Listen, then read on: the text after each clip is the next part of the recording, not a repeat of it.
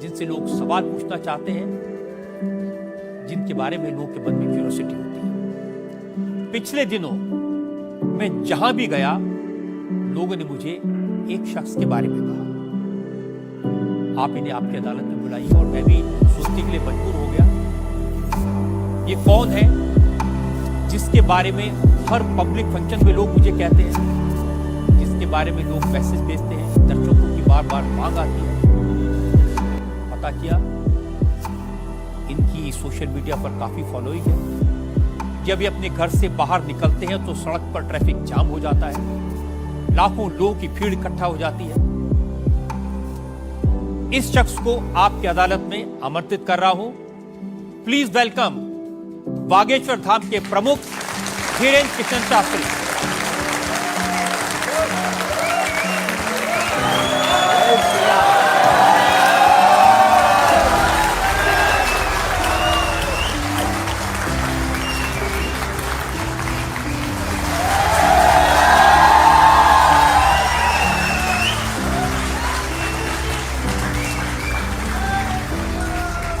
और धीरेन्द्र कृष्ण शास्त्री पर मुकदमे में आज हमारे जज हैं वरिष्ठ पत्रकार विनोद अग्निहोत्री।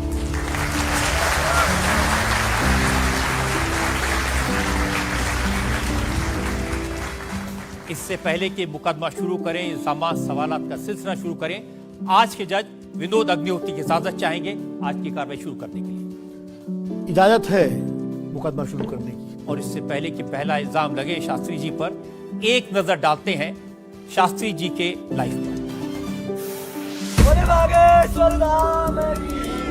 आजकल पूरे देश में बागेश्वर धाम के प्रमुख धीरेन्द्र कृष्ण शास्त्री की बहुत चर्चा है। कोई उन्हें चमत्कारी कहता है, कोई उन्हें अंतर्यामी कहता है, कुछ लोग उन्हें पाखंडी कहते हैं, लेकिन धीरेन्द्र कृष्ण शास्त्री खुद को पक्का सनातनी बताते हैं। अब हिंदू एक हो जाओ, सनातनी एक हो जाओ, यही हम चिल्ला रहे हैं कब से। शक्ति का प्रभाव दिखाना यही हमारा उद्देश्य है। धीरेन्द्र कृष्ण शास्त्री का दावा है कि उनके ऊपर बजरंगबली की विशेष कृपा है। वो भक्तों का दुख दर्द सिर्फ अपने इष्ट तक पहुंचाते हैं। चूंकि भक्तों पर कृपा बरस रही है, इसलिए धीरेन्द्र कृष्ण शास्त्री का प्रताप भी बढ़ रहा है। उनके भक्तों की संख्या अब लाखों में है। धीरेन्द्र कृष्ण शास्त्री सिर्फ 26 साल के हैं। साल 2 साल में ही बागेश्वर धाम के पीठाधीश्वर के रूप में वे विख्यात हो गए। अब बड़े बड़े मंत्री और अफसर भी उनके दरबार में हाजिरी लगाते हैं। धीरेन्द्र कृष्ण शास्त्री सबसे पहले नजरों में आए जब संस्कार टीवी पर उनकी भागवत कथा दिखाई जाने लगी। फिर वो चमत्कार भी दिखाने लगे। 21वीं सदी के इस कथावाचक के वीडियो आजकल हर मोबाइल में है। बाबा इंस्टाग्राम से लेकर फेसबुक तक हर जगह छा चुके हैं। जैसे जैसे धीरेन्द्र कृष्ण शास्त्री की लोकप्रियता बढ़ी तो विवाद भी सामने आ गए। धीरेन्द्र कृष्ण शास्त्री का दावा है कि वो कोई पैसा नहीं लेते। जो उनके दरबार में आना चाहता है उसे सिर्फ हनुमान जी के यहाँ नारियल बांधकर अर्जी लगानी पड़ती है। धीरेन्द्र कृष्ण शास्त्री एक अच्छे वक्ता हैं। अब उनका संकल्प है कि वो सनातन धर्म को घर घर पहुंचाएंगे और भारत को हिंदू राष्ट्र घोषित करवाएंगे। आपकी अदालत में धीरेन्द्र कृष्ण शास्त्री अपना मुकदमा खुद लड़ेंगे। तो आइए शुरू करते हैं आज का मुकदमा। आपकी अदालत में पहला इल्जाम धीरेन्द्र कृष्ण शास्त्री पर। आपकी अदालत में बागेश्वर धाम के प्रमुख धीरेन्द्र कृष्ण शास्त्री पर आरोप है कि ये पब्लिसिटी के लिए स्टंट करते हैं। शास्त्री जी, बहुत सारे लोगों ने मुझे कहा कि आपको आपकी अदालत में बुलाएं। सोशल मीडिया पर आपकी मैंने देखा बहुत लंबी चौड़ी फैन फॉलोइंग है, 40 लाख लोग आपको फॉलो करते हैं। बहुत सारे वीडियोस मुझे लोगों ने भेजे। आप सड़क पर निकलते हैं तो चारों तरफ भीड़ लग जाती है। तो एक वीडियो मैं जनता को दिखाना चाहता हूं जो आपके लोगों ने मुझे भेजा है।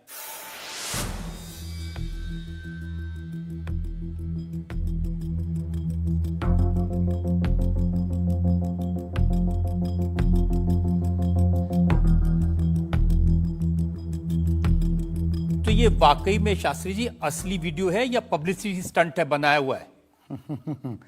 लोगों की अपनी अपनी भावनाएं होती हैं, अपनी दृष्टि से देखने की। ये वास्तविकता एक जगह की नहीं है। जहां जहां बागेश्वर बालाजी का दरबार लगता, जहां जहां बागेश्वर बालाजी की कृपा से दास कथा करने जाता, ये तो कम है, कैमरे में कम आया है, और ज्यादा है।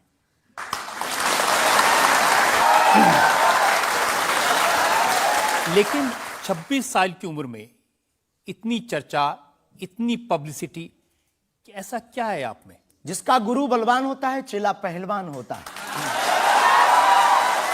जो लोग कहते थे ईश्वर नहीं होते या भगवान नहीं होते, हमारी दृष्टि में इस छोटे से गांव से, गढ़ा गांव, मध्य प्रदेश के बुंदेलखंड में एक छोटा गांव गढ़ा है। गढ़ा में रहने वाला एक छोटे परिवार का बालक धीरेन्द्र कृष्ण अगर यहां तक पहुंच सकता है बालाजी की कृपा से, तो भारत का प्रत्येक व्यक्ति भगवत कृपा से कहीं भी पहुंच सकता है। आपने ये नहीं बताया कि यहां तक कैसे पहुंच गए हैं। ये जो लोग हैं, जो फॉलो करते हैं, जो आपके बारे में इतनी बातें करते हैं, ये क्यों करते हैं? क्या है आप में? बागेश्वर बालाजी की कृपा, वो सब पर है। लेकिन आप अगर कहेंगे, क्योंकि आपसे जीतना तो बड़ा मुश्किल है, हम पहले आपको साफ कर दें कि चूंकि आपका नाम तो रजत शर्मा जी है, लेकिन हम आपको दयालु नाम से, क्योंकि हमारी भारतीय परंपरा में बड़ों का नाम नहीं लेते, तो हम आपको दयालु कहकर संबोधित करेंगे, अगर बुरा ना लगे तो। आप कुछ भी करिए। वैसे हम आपके यहाँ आज मेहमान हैं, तो ये हमारा अधिकार भी है। तो दयालु जी, हमारे ऊपर, सबके ऊपर बागेश्वर बालाजी की कृपा है। लेकिन हमने अपने गुरुदेव की जो चरणों की सेवा की, उस सेवा के माध्यम से ऋषि परंपरा की जो मंत्र विधा हमको प्राप्त हुई है, वो हमारे पास एक ऐसी अनूठी है जिससे पूरा विश्व की मंगल कामना भी करते हैं। पूरा विश्व अपनी समस्याओं के समाधान के लिए गुरु के नाते बागेश्वर धाम चला आता है। शायद इसीलिए लोग हमारे पास आते हैं। मैंने तो ये देखा कि जब से आप संस्कार टीवी पर आना शुरू हुए और लोगों ने आपके प्रवचन सुने, उसके बाद लोकप्रियता बड़ी तेजी से बढ़ने लगी। हाँ, ये कह सकते हैं माध्यम है, परंतु देखो साधन है, साध्य नहीं। दरबार 3 पीढ़ी से लग रहा, हमारे दादा गुरु जी भी लगाते थे, हम भी 11 साल से लगा रहे। नजर आपकी आज पड़ी है अब इसमें, और हमें ये लगता है कि इसमें ये हमारी गलती नहीं है, देखने वाले की गलती है। बड़ी देर से देखा है हमें, हम तो पहले से ही गुरु कृपा से चमकदार थे। मुझे तो लग रहा है बहुत जल्दी देख लिया आपको, भी तो आपकी उम्र ही कुछ नहीं है। हम उस परंपरा से हैं, जब 5 वर्ष की अवस्था में ध्रुव जी लीला कर सकते हैं, प्रहलाद जी लीला कर सकते हैं, तो हम 26 साल में क्यों नहीं लीला कर सकते? तो आपने क्या क्या लीलाएं की हैं? कोई ऐसी लीला नहीं की जिसमें हम फंसे, लेकिन आपकी अदालत में आए हैं, और आपके उसमें आप जो कह रहे हैं, तो हमारे जीवन में गुरु कृपा से जो किया, सब सनातन के लिए किया, और केवल सनातन के लिए करें। लीला का मतलब ये, हम कोई ईश्वर नहीं है, हम कोई भगवान नहीं है। साधारण जैसे ये इंसान है, वैसे हम मानव हैं, हम में कोई अलग नहीं है। बस हमने अपनी परंपरा को ठीक से जाना, ये अलग है। आप जब स्कूल में पढ़ते थे तो जैसे बाकी छात्र होते हैं ऐसे ही थे लगभग, और मास्टर जी कहते थे ये स्कूल में ना है तो अच्छा है, इतना शरारती है? हाँ, उपद्रवी तो थोड़ा थे, क्योंकि हम जाते थे तो एक तो बहुत कम जाना होता था, लेकिन बहुत गंभीर और सौम्य भाव से हम जाते थे, और लोगों की भावनाएं हमारे पास रहती थी। चूंकि हमारे दादा गुरु का नाम बहुत प्रसिद्ध था, तो दादा गुरु के कारण लोग हमको भी प्रेम देते थे, स्नेह देते, दुलार देते। हमारे दादा गुरु जी को हनुमान जी का 2 बार साक्षात्कार हुआ, ऐसा हमने माना, और उनके अनुयायियों ने माना। तो हम जब स्कूल में जाते थे, तो बचपन से ही बड़ी कृपा थी, तो लोग, बच्चे हमारे पास आते थे, सब क्लासें एक साथ हो जाती थी, 9वीं 10वीं 8वीं सब एक हो जाती थी, जिसमें हम बैठते थे। अच्छा महाराज जी बताइए हमारी कितनी परसेंटेज बन रही है? तो हम, वो बचपना, उस वक्त ऐसा भाव रहता था दिखाने का। अब तो बहुत गंभीर हो गए, लोगों ने कह करके हमें बड़ा गंभीर बना दिया, तो वो भाव रहता। अच्छा ठीक है, तेरी प्यारे 56% बन रही, और मेहनत कर, 60 हो जाएगी।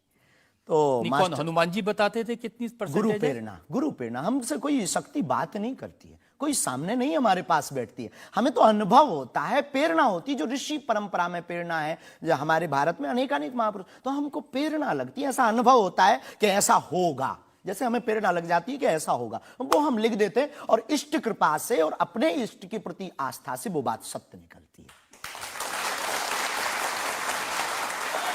हमारा जीवन भी बड़ा अभाव से गुजरा।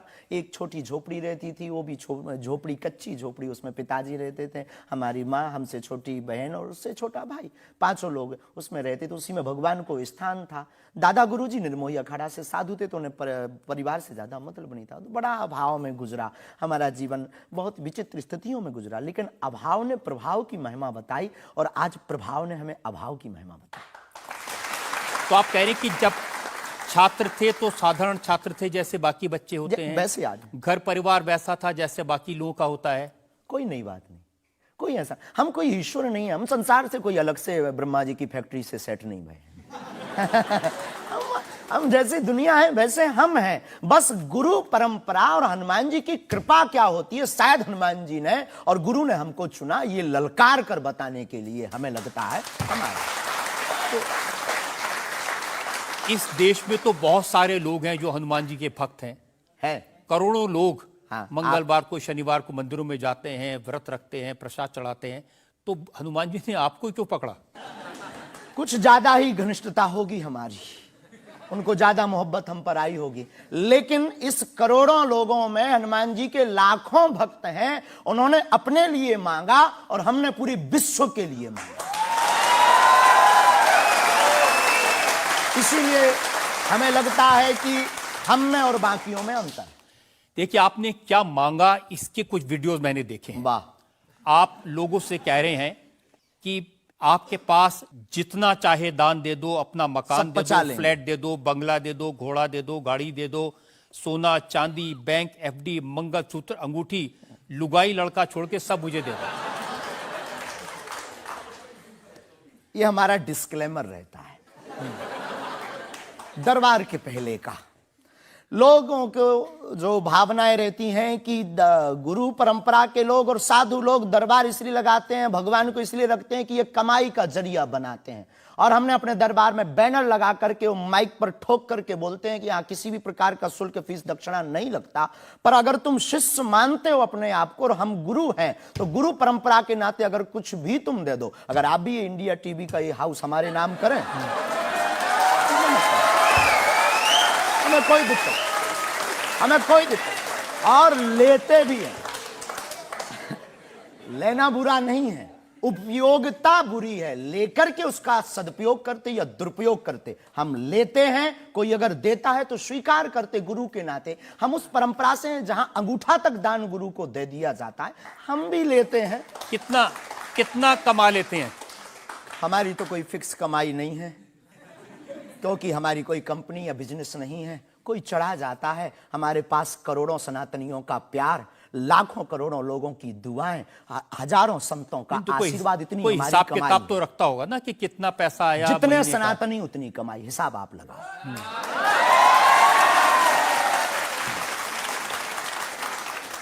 ज्यादा बातें इसलिए होती हैं कि आप जो स्टंट करते हैं पब्लिसिटी के लिए, आप ऐसी ऐसी बातें कह देते हैं। आप कहते हैं कि बिना वीजा के हनुमान जी रावण की लंका में घुस गए थे। ये जो मॉडर्न युवान भाई बहन है, इनको लंका प्रवेश के बारे में बताएंगे तो इनको ये लगता है कि ये घिसी पिटी बातें इनके दादा परदादा बताते रहे, ये बेचारे ऊब गए। इनको कुछ ऐसा चाहिए कि उस अध्यात्म से कनेक्ट हो पाए। और जैसे रावण ने मुझसे फोन पे बात की। हाँ, बिल्कुल, हम वही बोलने ही वाले थे। लगता है आज हमारी शक्ति आपके पास पहुंच गई। तो हमें आपको समझाना है, रावण से फोन का बात का मतलब सबके अंदर रावण बैठा है। कोई ऐसा दुनिया में नहीं जो गलत कृत्य देख रहा, गलत कर रहा और सच जानते हुए चुप है, वो रावण की दृष्टि का आदमी। तो हनुमान जी लंका गए, इसको इन युवानों को कैसे जोड़े? इन्हें तो वीजा, पासपोर्ट, फॉरेनर ये शब्द पता है। तो इनसे कनेक्ट करने के लिए हमारा अध्यात्म इतना विशाल और इतना अथाह है कि उसमें कुछ भी आप डाल दो वो आप सोच रहे हैं कि आपको अध्यात्म पता है, इनको नहीं पता। इस देश की जनता को आपसे ज्यादा अध्यात्म पता है। ऐसा हमने नहीं कहा। हाँ। हमें अपने हिसाब का पता है, उन्हें अपने हिसाब का। वो अपने में श्रेष्ठ हैं, हम अपने में अब जो कोशिश कर रहे हैं विद्यार्थी। हमने ऐसा कभी नहीं कहा कि हम श्रेष्ठ हैं, और ये आरोप हमें नहीं लगता कि ठीक है। आपका ये कहना कि मेरे पास एक गधा है जिसमें वाईफाई है और वो प्लेन में भी वाईफाई चलता है, ये मजाक की बातें नहीं है। लोगों की दृष्टि से भावनात्मक दृष्टि से देखा जाए तो ये बहुत गहरा विषय है। मजाक की दृष्टि से अगर कोई देखेगा तो देखो, जाकी रही भावना जैसी प्रभु मूलत देखी तिन तैसी। भगवान की कोई लीला को सिर्फ रास लीला को उठाते हैं, लेकिन हम तो महाभारत भी उठाते हैं। तो अपनी अपनी दृष्टि है, हम ये मजाक में नहीं कहते, हम उनको बताना चाहते हैं कि हमारे देवी देवताओं से जो हमारे इष्ट की परंपरा की जो निशानी है वो अगर नज़दीक रहे, गुरु की निशानी अगर नज़दीक रहे, माता पिता की बातों की निशानी नज़दीक रहे, तो बेटा कभी गलती नहीं करेगा, वो चार चांद लगाता रहेगा। शास्त्री जी, इसको कहते हैं आप अंधों के शहर में आईना बेचने की कोशिश कर रहे हैं। ऐसा हमारा भाव नहीं है, अपितु हमारा भाव ये है कि उस केवल वाईफाई को हम बताते नहीं, उसकी महिमा भी बताते हैं, और दरबार में आने वाले लोगों को उसकी महिमा का अनुभव भी कराते हैं। तो फिर वो जो बात मजाक की है ना, वो फिर अध्यात्म, आस्था, ईश्वर से जुड़ करके नास्तिक भी आस्तिक बन जाता है। देखिए, आपको भोले भाले लोगों को बताना चाहिए कि भाई ये मैं मजाक में कह रहा हूं, विनोद हम कहते है, भी हैं। और ये मैं असल हम में बहुत कह बार बोलते हैं विनोद हम कर रहे हैं, हम बहुत बार बोलते हैं। अब कोई हमारे विनोद को सीरियस ले ले तो वो उसका निजी अनुभव है। तो अब मैं लोगों को बता दूं कि एक बार बगैर टिकट पकड़े गए थे आप रेलवे में। हाँ, ये तो बताना चाहिए, बिल्कुल पकड़े गए थे, लेकिन ये भी बताइए कि हम टीटी से ही 1100 रुपया लेकर आए थे। उसी टीटी से लेकर आए थे, और जिस वाईफाई की आपने चर्चा की उसी वाईफाई की दम पर उसके बाप का नाम बताकर लेकर आए थे। इसी तरह की बातें कह के ऐसे दिखाते हैं जैसे चमत्कार कर दिया, जैसे मेरे ऊपर हनुमान जी की बहुत कृपा हो गई, मैं भविष्यवक्ता हूं, और फिर जो भोले भाले लोग हैं वो प्रभावित हो जाते हैं। हमने कभी एक नहीं दावा किया कि हम चमत्कारी हैं। आज भी आपकी अदालत में हम कहते हैं कि हम कोई चमत्कारी नहीं है, हम कोई ईश्वर नहीं है, हम कोई महात्मा नहीं है, हम एक आम इंसान हैं। लेकिन हमारी अपने इष्ट की प्रति आस्था, ऋषि परंपरा के प्रति आस्था है, जो महर्षि वाल्मीकि से पत्र दरबार की महिमा चली है, उस महिमा का हम अनुकरण करते हैं, और उस आस्था में उलझनों में का रास्ता मिल जाता है तो उसे आप चाहे चमत्कार मानिए, अथवा फिर आप अपनी बुद्धि से जो जिसने जो जाना वो हमें माना। देखिए शास्त्री जी, बहुत सारे ऐसे लोग हैं, गरीब हैं, परेशान हैं, बीमारियों से थके हारे हैं, डॉक्टर से आशा छूट जाती है, हॉस्पिटल से आशा छूट जाती है, वो आपके पास आते हैं, वो सोचते हैं यहाँ इलाज मिलेगा। किसी का बच्चा बोल नहीं सकता, किसी का बच्चा चल नहीं सकता, वो लोग बड़ी आस्था विश्वास लेके, जो मैंने जानकारी हासिल की, वो आते हैं, सोचते हैं कि यहाँ से शायद उन्हें कोई रास्ता दिख जाएगा, और उन्हें मिल जाता है। जो आते हैं श्रद्धा पूर्वक आते हैं। देखो, जिंदगी में अगर वो परेशान है और डॉक्टर से परेशान होकर के या कहीं से भी निराश होकर के आया और उसे कुछ मिले ना मिले, हम ये तो नहीं कहते, जिसकी जितनी निष्ठा उसको उतना हमारे बागेश्वर बालाजी के दरबार में मिलता। और अगर नहीं मिलता, और अगर उसे जीवन जीने की अगर डांडस और सात्तावना मिलती है, तो क्या ये भी कम है? बिना पैसों में, बिना दक्षिणा दिए, बिना कुछ लगे अगर हनुमान जी से जुड़ रहा, अगर वो प्रभु से जुड़ रहा, अगर उसे जीवन जीने में 4 दिन की जिंदगी है, डॉक्टर ने कह दिया तो मर जाओगे, लेकिन बागेश्वर धाम के नाम से उसके चेहरे पे मुस्कुराहट है कि मेरा हारे का सहारा है, तो अगर ये मुस्कुराहट उसके चेहरे पर आती, इससे किसी को गुस्ताखी क्यों? देखिए, अगर बागेश्वर धाम आने से लोगों का इलाज हो जाता है, तो फिर आपको कैंसर हॉस्पिटल बनाने की क्या जरूरत है? यही तो हम बताना चाहते हैं कि दुआ और दवा दोनों आवश्यक है। हमने ये नहीं कहा कि हम डॉक्टरों के खिलाफ हैं। अब मैंने पूछ लिया तो आपने दवा ऐड कर दिया उसमें। नहीं, हमने औषधालय बागेश्वर धाम पर खुलवाया है, और मंदिर के समीप खुलवाया है। वहां पर ग्राम पंचायत का भवन है, वहां पर आयुर्वेदिक औषधालय है। दुआ और दवा मतलब नीचे दवा है, और वहां ठीक नहीं हुए तो दुआ के लिए चढ़ जाओ मंदिर पर, दोनों काम करो, ठीक है। और ये कोई नई बात नहीं है, हमने ऐड नहीं की, डॉक्टर खुद ऐड करता है, ऑपरेशन करता है, जब ठीक नहीं होता तो वो भी कहता है तुम भी प्रार्थना करो। लेकिन ये सही है कि जिस इलाके में आप हैं, उस इलाके में बहुत सारे ऐसे लोग हैं जो इसी तरह पर्ची निकालते हैं, जो इसी तरह दुआ की बात करते हैं। पूरे भारत में ऋषि परंपरा के अनेक लोग हैं, बहुत लोग तो नहीं कह सकते, पर अनेक लोग पूरे भारत में हैं। और केवल हमारे इलाके में नहीं, पूरे भारत में। हमारे इलाके में बागेश्वर बालाजी की महिमा और दादा गुरुजी के पास दरबार से, कृपा से बहुत से महापुरुष और भी। मैं बताता हूँ, एक लवलेश नाम के गुरुजी हैं, 20 साल की उम्र है, और वो भी इसी तरह से पर्ची निकालते हैं, वो भी इसी तरह से। हम कभी ऐसे मिले नहीं इस भाव से। हमारा कभी मिलना नहीं हुआ, और इस विषय पर उनका निज मत हो हम कह नहीं सकते, ईश्वर जाने। नहीं, मत तो पता नहीं, उनके ऊपर रेप का इल्जाम है और वो जेल में है, कह नहीं सकते। तो उस एरिया में ऐसे और भी बहुत सारे लोग हैं। अभी हम अर्जी लगाने के हिसाब से घूमे नहीं हैं। आप कहो तो इस बार जाकर के घूमेंगे कितने लोग हैं। अभी तो हमें एक पता है, छतरपुर जिले में एक गढ़ा गांव है, वहां बागेश्वर धाम है, वहां सदगुरु सन्यासी बाबा से परंपरा चली दरबार की, आप भी आइए। ये बात सही है कि देश में बहुत सारे ऐसे लोग हैं जो कहते हैं हमारे पास सिद्धि है। एक जयपुर में है, उन्होंने बताया कि मैंने कर्ण पिशाच को साधा हुआ है, और वो भी किसी की भी डेट ऑफ बर्थ बता देते हैं, किसी के परिवार वालों का नाम बता देते हैं। हमारे पास ऐसी कोई सिद्धि नहीं, ना हमने ऐसी कोई साधना कर रखी है। हमारे पास सिर्फ अपने इष्ट पर, हनुमान जी पर भरोसा है, जो अष्ट सिद्ध नवनिधि के दाता हैं। ना हम कोई डेट बताते हैं, ना हम कोई नाम बताते हैं, और अगर उनकी कृपा से पता चल जाए तो कोई बुरी बात नहीं। जनता में जो लोग सवाल पूछना चाहते हैं। आमतौर पर क्या होता है कि संत का नाम आते ही हमारे माइंड में एक इमेज बनती है कि दाढ़ी होगी, बहुत ही जो उनकी वेशभूषा होगी बहुत ही सिंपल और सरल होगी, लेकिन आपकी वेशभूषा देख के, टोपी देख के लगता है एकदम कलरफुल रहता है। आपकी दुनिया ही रंगीन है तो साधु को भी रंगीन होना चाहिए। बहुत बढ़िया, बहुत बढ़िया। जब 7 रंगों की भरी दुनिया है माय डियर सिस्टर, 7 रंगों से भरी दुनिया है, तो मुझे क्या दिक्कत है। और हम कोई साधु नहीं, हम कोई महात्मा नहीं, ना हमने चोला ले रखा है। हम एक वर्ण व्यवस्था की बात नहीं करेंगे, हम एक गुरु के शिष्य हैं और आम इंसान हैं। और अगर कोई सरनेम पूछे तो हम शुक्ल वंशीय सरयूपारी ब्राह्मण है। तो जो 7 ब्राह्मणों की वेशभूषा है वो हमने धारण की, गुरु के नाते हमने ये पादुका अपनी एक परंपरा को निर्वाहन करने के लिए धारण की। और टोपी कोई आया तो दे गया, अगर आप कुछ दो बहन हमें तो वो भी स्वीकार है। आप चाहो तो कुछ हमें पहनने को दे सकते हो, हम पहन लेंगे। एक वेबसाइट ने लिखा कि ये जो टोपी पहनते हैं ये पहनाने वाले से भी कुछ गुरु दक्षिणा लेते हैं, जो कपड़े पहनते हैं, जो कपड़े जिसके दिए पहनते हैं उससे भी कुछ पैसा लेते हैं। आज तक ऐसा कोई मिला नहीं है, खोज जारी है।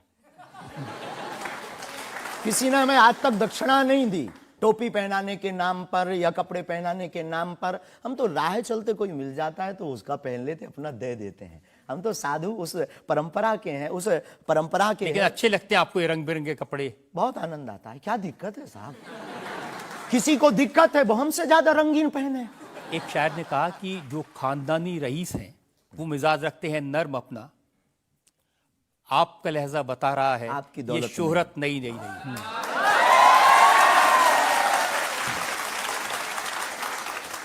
लोगों को लगता है, हमें लगता है कि हमारे जीवन में न हमें धन प्रिय है, न मान प्रिय है, न सम्मान प्रिय है, हमें हनुमान प्रिय है। और हमने जब से जन्म लिया तब से हम धनवान हैं, क्योंकि हमारे हनुमान हैं। और दुनिया का प्रत्येक हनुमान भक्त धनवान है जिसके जीवन में हनुमान है। और वो निर्धन है इस दुनिया में जिसके जीवन में भगवान नहीं, वो निर्धन है। और अगर बाप हनुमान हो और धनवान हनुमान हो और उनका भक्त अगर रंगीन ना हो, पीला लाल ना हो, जब हनुमान जी लाल देह लाली से हो सकता तो लाल पगड़ी क्यों नहीं हो सकती? ये मुझे पता चल गया है कि आप इसी तरह की डायलॉग बाजी करके ही इतने पॉपुलर हुए हैं। लेकिन एक ब्रेक के रुकेंगे और ब्रेक के बाद आपकी अदालत में धीरेन्द्र कृष्ण शास्त्री पर जनता के इल्जामात और सवालात का एक और। हम सनातन धर्म के कट्टर हैं और सनातन का विरोध हमें मुसलमानों से डर नहीं है, ना पादरियों से, ईसाइयों से, अपने में भी रहने वाले कुछ जयचंदों से भी डर है जो सनातन का विरोध कर रहे हैं। हम उनके खिलाफ भी बोलते हैं।